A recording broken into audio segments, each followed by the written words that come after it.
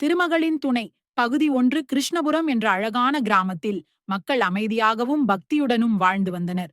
அந்த கிராமத்தில் அனைவரும் போற்றும் ஒரு சிறப்பு கோவில் இருந்தது. ஸ்ரீ மகாலட்சுமி திருக்கோவில். இந்த கோவிலில் ஊர்பல அபிராமி என்ற ஒரு சிறுமி தினமும் பூஜை செய்ய வந்தாள். அவளுக்கு வயது 16. ஆனால் அவளின் மனம் அழகிய பக்தியில் மலர்ந்திருந்தது.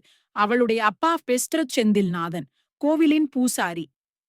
தாய் லூஷ் மங்கையர்க்கரசியே பக்தியில் தோய்ந்தவர். ஒரு நாள் அபிராமி கோவிலில் தீபம் ஏற்றி மந்திரம் சொல்லிக் கொண்டிருந்தாள். அப்போது ஒரு பெரிய அழகு சிகப்பழகு நிறமாக ஒளிரும் லட்சுமி தேவியின் சிலை வழுக்காமல் ஒளிர ஆரம்பித்தது.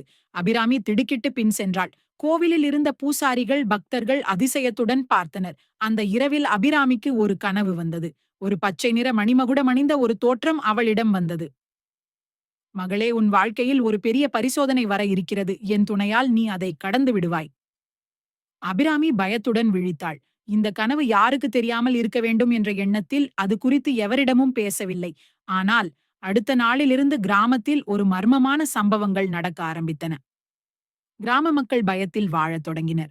அபிராமியின் கனவு உண்மையாகுமா? அவளின் வாழ்க்கையில் எந்த பரிசோதனை வரும்? திருமகளின் துணை அவளுக்கு கிடைக்குமா?